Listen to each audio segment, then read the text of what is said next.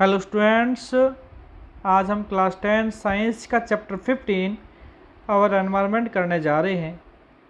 इस चैप्टर में हम एनवायरनमेंट के बारे में, एनवायरनमेंट के कंपोनेंट, जैसे दो कंपोनेंट है biotic, abiotic, food chain, food web के बारे में स्टडी करेंगे। इसके साथ साथ इस चैप्टर में हम एनवायरमेंटल इशू, यहाँ पर इस चैप्टर में दो इश्यूज दिए गए हैं।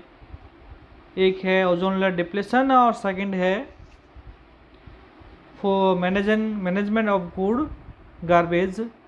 इसके बारे में स्टडी करेंगे और यह इस चैप्टर का पार्ट 1 है। ऐसे हम बहुत से पार्ट बनाते जाएंगे, आपको एनवायरनमेंट के बारे में स्टडी करवाते जाएंगे। तो स्टार्ट करते हैं आज का चैप्टर 15 और एनवायरमेंटल का पार्ट 1।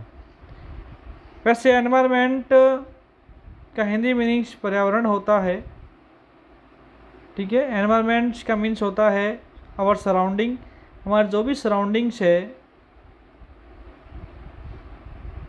उन सराउंडिंग्स को हम एनवायरनमेंट कहते हैं।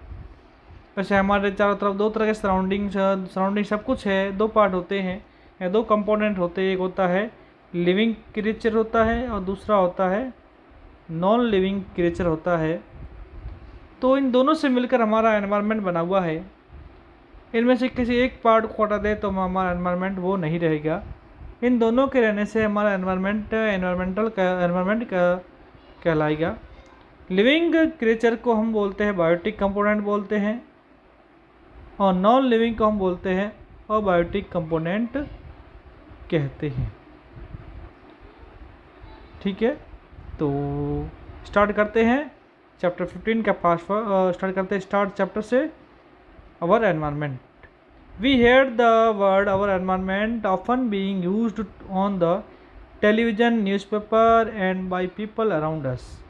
हमने environment वर्ड के बारे में प्राय सुना है। कहाँ सुना है इसके बारे में हमने सुना है, टेलीविज़न में सुना है, न्यूज़पेपर में सुना है और लोगों के द्वारा भी इसके बारे में सुना है। लोग कहते भी है एनवायरनमेंट कैसा है, अच्छा आज का एनवायरनमेंट अच्छा नहीं है, पहले अच्छा था, या आज का एनवायरनमेंट बहुत अच्छा है, कल अच्छा नहीं था। तो ऐसे भी हम सुनते भी हैं। Our elder tell us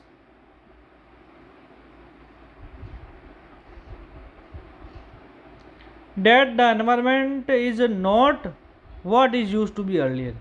हमारे बड़े बुजुर्ग कहते हैं कि उनके समय जो एनवायरनमेंट था वो एनवायरनमेंट अभी नहीं है, वैसा एनवायरनमेंट आज नहीं है। क्यों नहीं है? उस समय एनवायरनमेंट बहुत हेल्थी था और प्योर था। आज का एनवायरनमेंट इतना प्योर हेल्थी नहीं है, क्योंकि आज में एनवायरनमेंट क्या कुछ पॉल्यूशन भी आ गया है या एनवायरनमेंट हमारा पॉल्यूटेड हो गया है, तो वैसा हेल्थी एनवायरनमेंट रहा नहीं है। Other says that we should work in healthy environment. दूसरे ये भी कहते हैं हमें हेल्थी एनवायरनमेंट में वर्क करना चाहिए, स्वस्थ एनवायरनमेंट में वर्क करना चाहिए। And global summit involving the developed and developing countries are regularly held to discuss environmental issue. और जो एनवायरमेंटल इश्यूज है उसके ऊपर भी चर्चा होनी चाहिए या चर्चा करते हैं। कौन सा करते हैं? दोनों कंट्री मिलते हैं, डेवलप्ड कंट्री और डेवलपिंग कंट्री। डेवलप मतलब होता है विकसित और डेवलपिंग का मतलब होता है विकासशील कंट्री होती है। वो क्या करते हैं?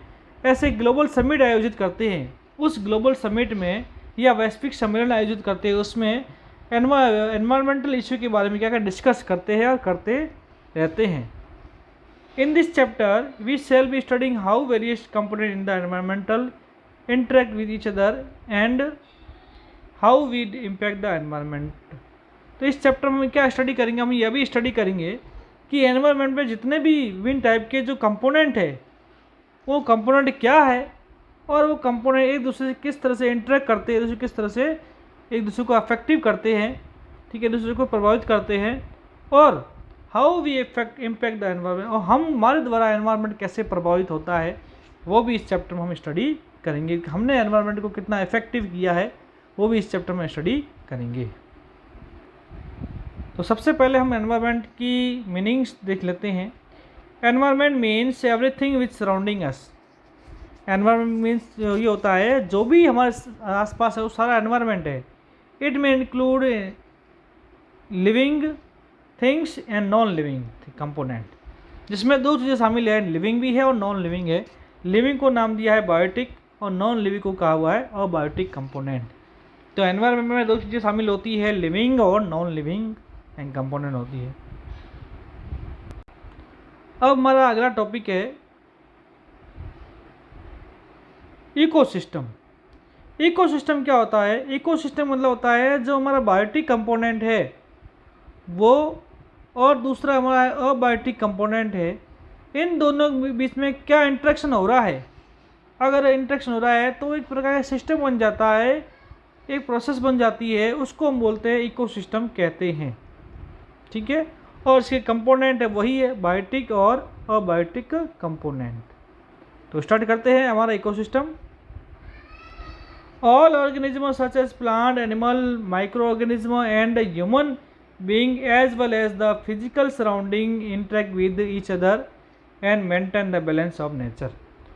जितने भी हमारे ऑर्गेनिज्म हैं, चाहे प्लांट हो, एनिमल हो, माइक्रो ऑर्गेनिज्म हो या ह्यूमन बीइंग मनुष्य खुद हो, वो अपने सराउंडिंग के साथ वो किस तरह से इंटरेक्ट करता है, या जो लिविंग क्रिएचर का अपने सराउंडिंग जो नॉन लिविंग क्रिएचर है, नॉन लिविंग कंपोनेंट है, उसके किस तरह इंटरेक्ट करता है और नेचर के बैलेंस को किस तरह मेंटेन करता है, ये इकोसिस्टम के अकॉर्डिंग आता है, अंतर्गत आता है। All the interacting organism in an area together with the non living continent of the environment form an ecosystem. यदि जो लिविंग ऑर्गेनिज्म हैं वो अपने एरिया के आसपास के वे अपना एरिया उस अपने एरिया के आसपास जो भी नॉन लिविंग कंटिनेंट है या कंपोनेंट है, कहाँ पर एनवायरनमेंट में, उसमें वो किस तरह इंटरेक्ट करता है, दोनों किस तरह इंटरेक्ट करते हैं, इसी को हम क्या बोलते हैं? इकोसिस्टम कहते हैं। मतलब कहने का मतलब ये है, लिविंग क्रिएचर वो नॉन लिविंग क्रिएचर के साथ मिलकर कैसे यहाँ पर वो नेचर को बैलेंस करते हैं, उसी को हम इकोसिस्टम कहते हैं। यदि हम क्या करें, लिविंग पार्ट को हटा दें तो नॉन लिविंग का वजूद ही खत्म हो जाएगा। यदि नॉन लिविंग को हटा दें तो लिविंग क्रिएचर का ही वजूद खत्म हो जाएगा या बायोटिक कंपोनेंट का वजूद ही खत्म हो जाएगा। ये दोनों ही होने चाहिए और दोनों ही क्या करते हैं, दूसरे को क्या इंटरेक्ट करते हैं। जैसे हम लिविंग थिंग्स की बात करें, लिविंग थिंग में प्लांट और एनिमल आते हैं। प्लांट एनिमल क्या करते हैं, नॉन लिविंग जो अबायोटिक कंपोनेंट है उस पर डिपेंड है। और अबायोटिक कंपोनेंट में कौन कौन से आते हैं? Soil, water, sunlight, land, air, सारी। अगर इनमें से किसी एक पार्ट को हटा दे तो लिविंग क्रिएचर है वो क्या होता है, बिल्कुल ही डेड हो जाएंगे, ख़त्म हो जाएंगे या एंड हो जाएंगे। तो उस तरह से इकोसिस्टम हमारा क्या बिल्कुल ही नष्ट हो जाएगा। तो ये दोनों ज़रूरी है, तब भी हमारा इकोसिस्टम क्या होगा, वो कहलाएगा, वरना इकोसिस्टम नहीं कहलाएगा। हाँ, तो इकोसिस्टम की स्टडी करते हैं। An ecosystem is consist of all living organism is an area along with non living component and their interaction.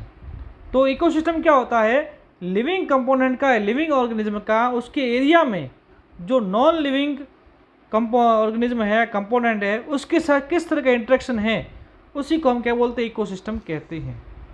ठीक है, अब इकोसिस्टम होते हैं दो टाइप के होते हैं, एक होता है नेचुरल और दूसरा होता है आर्टिफिशियल इकोसिस्टम। नेचुरल में कौन कौन से आते हैं? नेचुरल में आते हैं forest, desert, grassland, mountain, ponds, lake, river and ocean आते हैं। ठीक है, और नॉन आर्टिफिशियल में जिसको हमने बनाया है या ह्यूमन मेड कह सकते हो, उसमें गार्डन आते हैं, पार्क्स है, क्रॉप फील्ड है, एक्वेरियम है और जू है। क्रॉप फील्ड का मतलब खेत, जो किसान के खेत होते हैं वो क्रॉप, वो हमने बनाए खेतों को, नेचर ने नहीं बनाया। नेचर ने केवल फॉरेस्ट, डेजर्ट ये बनाए हैं, माउंटेन बनाए हैं, ये सारे कैसे नेचुरल है। अब नेचुरल कैसे, क्योंकि यहाँ पर फॉरेस्ट की बात करें, फॉरेस्ट में क्या है, प्लांट है, एनिमल भी है, और उसके साथ साथ वहाँ पर क्या है, लैंड भी है, वाटर भी है, सनलाइट भी है, सारी है। इसका इनके सबके साथ किस तरह का इंटरेक्शन है, वो इकोसिस्टम कहलाता है। नेचुरल बनाया तो नेचुरल हो गया, और ह्यूमन में बनाया तो यो ह्यूमन मेड इकोसिस्टम हो गया। अब आते हैं इकोसिस्टम के कंपोनेंट। इकोसिस्टम के दो कंपोनेंट है, एक होता है बायोटिक, दूसरा होता है अबायोटिक। बायोटिक में क्या आते हैं, प्लांट, एनिमल्स और माइक्रो ऑर्गेनिज्म आते हैं। कौन कौन से? प्लांट, एनिमल और माइक्रो ऑर्गेनिज्म आते हैं। और अबायोटिक में क्या क्या आते हैं, water, air, water soil, mineral, sunlight, temperature, winds, wind दोबारा आ गया, एयर विंड, और इसके साथ ह्यूमिडिटी भी आता है, वो क्या होता है अबायोटिक कंपोनेंट में आते हैं। क्लियर? ओके, हम यहाँ पर थे कि थस इसी प्रकार an ecosystem consist of biotic component comprising living organism and abiotic component comprising physical factor like temperature, rainfall, wind, soil and minerals. तो इस प्रकार जो हमारा इकोसिस्टम होता है किसका बना होता है? कंसिस्ट बना होता है किसका? दो कंपोनेंट का बना होता है, बायोटिक कंपोनेंट और अबायोटिक कंपोनेंट। तो दो तरह के कंपोनेंट इकोसिस्टम होते हैं, बायोटिक और अबायोटिक। बायोटिक में क्या आते हैं? लिविंग ऑर्गेनिज्म आते हैं, प्लांट, एनिमल या माइक्रो ऑर्गेनिज्म।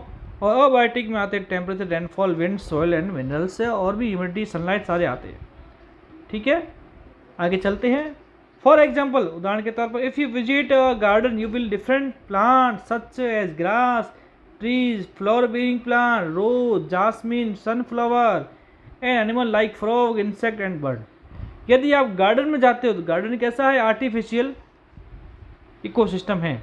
उसमें क्या होता है? आपको डिफरेंट टाइप के प्लांट दिखाई देंगे, जिसमें से ग्रास भी होगी, ट्रीज भी होंगे, फूलों वाले पौधे होंगे जैसे रोज, जासमीन है, सनफ्लावर भी होंगे, और वहाँ एनिमल भी होते हैं, फ्रॉग, इंसेक्ट और बर्ड। ये सारे कैसे होंगे? ये लिविंग ऑर्गेनिज्म होंगे। उसके साथ वहाँ पर क्या होंगे? लैंड भी है, वाटर भी बॉडीज भी है, एयर भी वहाँ मौजूद है, सनलाइट भी है, ह्यूमिडिटी भी है, वहाँ का टेम्परेचर भी है। तो वहाँ मतलब अबायोटिक कंपोनेंट ऑलरेडी मौजूद होंगे। तो वो दोनों मिलकर क्या करते हैं? जो हमारा नेचर इसको बैलेंस बनाए रखते हैं। तो ये क्या हो गया? एक तरह का एक आर्टिफिशियल इकोसिस्टम बन गया। अब वो क्या कर, लिविंग ऑर्गेनिज्म वहाँ क्यों होते हैं? देखो all living organism interact with each other and their growth. वहाँ पर लिविंग ऑर्गेनिज्म क्या करते हैं? इंटरेक्ट, वो एक दूसरे के साथ इंटरेक्ट भी करते हैं। किसके लिए करते हैं? अपने ग्रोथ के लिए, बड़े वृद्धि के लिए, रिप्रोडक्शन के लिए भी करते हैं। And other activities are affected by the abiotic component of ecosystem. और दूसरे और भी एक्टिविटी करती है जो अबायोटिक कंपोनेंट के द्वारा क्या होती है? अफेक्टेड होती है, अबायोटिक कंपोनेंट से रिलेटेड होती है। इसलिए गार्डन इज एन इकोसिस्टम। इसलिए गार्डन क्या हो गया? एक तरह का इकोसिस्टम हुआ, लेकिन ये कैसा हो गया? ये आर्टिफिशियली हमने बनाया है। Other type of ecosystem are forest, pond, lakes. दूसरे कौन सी इकोसिस्टम है? फॉरेस्ट, पॉन्ड, लेक्स है।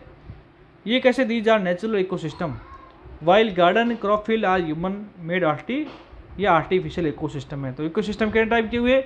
देर आर टू टाइप होते हैं, एक हो गया नेचुरल और दूसरा हो गया आर्टिफिशियल। और इकोसिस्टम के दो कंपोनेंट है, बायोटिक एंड अबायोटिक। अब हम एक्टिविटी करते हैं 15.1। You might have seen an aquarium. आपने एक्वेरियम देखा होगा, इसको जल पोतशाला भी कहते हैं, जहाँ पर बहुत सी मछलियाँ रखी होती है, कांच का घर बना होता है, उस तरह का होता है। Let us try to design one. चलो किसी एक को बनाने की कोशिश करते हैं। What are the things that we need to keep mind when we create an aquarium? अब एक्वेरियम बनाने के लिए हमारे माइंड में किस चीज़ की ज़रूरत होती है, वो उसको सोचते हैं। सबसे पहले फिश चाहिए, कांच का वो घर भी चाहिए, वहाँ वाटर भी चाहिए, हवा के लिए हमें पंप भी चाहिए, और हो सकते हैं तो एक्वेटिक प्लांट भी वहाँ पर चाहिए। किसके लिए? एक्वेरियम बनाने के लिए। The fish would need a free space for swimming. और फिश चाहिए, फिश को स्विमिंग के लिए बड़ी जगह भी चाहिए। तो इसके लिए it could be large jar, हमें एक बड़ा जार भी चाहिए, वाटर भी चाहिए, ऑक्सीजन भी चाहिए और फूड भी चाहिए। हाँ, मेन चीज़ फूड, ऑक्सीजन, फूड बहुत ज़रूरी है। We can provide oxygen through oxygen pump. Oxygen के लिए हम ऑक्सीजन पम्प का यूज कर सकते हैं, जिसको एरिएटर बोलते हैं। एंड फिश फूड, और फिश के लिए फूड चाहिए जो which is available in the जो हमें मार्केट से मिल जाएगा। तो ये एक्वेरियम बनाने के लिए चाहिए, इससे हमारा एक्वेरियम बन जाएगा। इसके साथ if we add a few aquatic plant, यदि इसमें हम क्या डालें? छोटे एक्वेटिक प्लांट, जलीय पौधे मिला दें और एनिमल भी इसमें डाल दें, दोनों ही प्लांट एंड दोनों मिला दें, तो it can be self sustaining ecosystem. तो ये क्या हो जाएगा? खुद को पोषित करने वाला इकोसिस्टम बन जाएगा। मतलब ये अपने आप भी चलने वाला इकोसिस्टम बन जाएगा। अब मैं इसको किसी ज़रूरत होगी नहीं, मतलब फूड की भी ज़रूरत नहीं होगी, फूड भी वो फिशेज को प्लांट से प्रोवाइड हो जाएगा। तो can you think how this happen? क्या समझते ऐसा हो सकता है? हो भी सकता है, बिल्कुल। फिर भी कुछ इसमें कुछ कमियां भी है। क्या है? An aquarium is example of human made ecosystem. इसलिए एक्वेरियम क्या हो गया? एक प्रकार का ह्यूमन मेड इकोसिस्टम हो गया। अब कुछ कमियां क्या है? देखो, can we leave the aquarium as such after we setup? क्या एक्वेरियम को सेटअप करने के बाद कुछ छोड़ सकते हैं क्या? नहीं छोड़ सकते। क्यों नहीं? Why does it have been clean once a while? क्या इसको क्यों इसको हम एक बार ही साफ़ करना चाहिए? एक बार साफ़ करने से काम चल जाएगा? नहीं चलेगा। Do you have to clean ponds और लेक्स इन सेम मैनर? क्या हम पॉन्ड्स को भी इस तरह के बार बार साफ़ करने की जरूरत होती है क्या, जैसे एक्वेरियम साफ़ करते हैं? वाई और वाई नॉट? क्यों और क्यों नहीं? क्योंकि पॉन्ड में क्या सेल्फ सस्टेनिंग है। पॉन्ड में अगर एनिमल है उसका एक्सेस्ट्रल बनता है तो पॉन्ड के अंदर क्या माइक्रो ऑर्गेनिज्म होते हैं जो क्या करते हैं, उसको क्लीन कर देते हैं, उसके जो वाटर को बॉडीज क्लीन कर देते हैं। दूसरा वाटर बॉडीज जो है वो वाटर क्या है, सीधा लैंड से अटैचमेंट है, तो उस वाटर भी क्या है नीचे जो उसका एक्सेस्ट्रास है वो नीचे जम जाता है। लेकिन एक्वेरियम क्या, अगर वहाँ रहेगा तो एक्वेरियम का वाटर भी बिल्कुल क्या हो जाएगा, बिल्कुल मटमेला गंदा हो जाएगा। तो हो सकता है वो वाटर विषैला हो जाए और उस एनिमल या प्लांट के लिए घातक हो जाए। इसलिए एक्वेरियम को बार बार साफ़ करना ज़रूरी है, लेकिन पॉन्ड रिवर को साफ़ करने की ज़रूरत होती नहीं है। इसलिए पॉन्ड रिवर हो गया सेल्फ सस्टेनिंग हो गया, लेकिन एक्वेरियम हो सेल्फ सस्टेनिंग जो होना वो ज़रूरी नहीं। तो हमारा आंसर यहाँ मिल गया है। क्लियर? तो एक्वेरियम है कैसा है, आर्टिफिशियल है लेकिन सेल्फ सस्टेनिंग हो सकता है, लेकिन एकदम एक्यूरेट सेल्फ सस्टेनिंग है, वो पॉन्ड की तरह नहीं हो सकता है। ठीक है, तो नेक्स्ट हम आगे, आज के लिए इतना ही। आगे हम चैप्टर में और भी टॉपिक है वो नेक्स्ट पार्ट हम बनाएंगे, उसमें हम स्टडी करेंगे। तो ओके स्टूडेंट्स, आज हमने एनवायरनमेंट के बारे में और इकोसिस्टम के बारे में थोड़ा स्टडी किया है। तो मेरा ये जो चैनल है RMS साइंस को लाइक, सब्सक्राइब और शेयर ज़रूर करें, और आप अपने कमेंट भी इसमें कमेंट बॉक्स में राइट कर सकते हैं ताकि मैं कुछ न्यू इम्प्रूवमेंट इसमें कर सकूं। Okay, have a good day, good bye.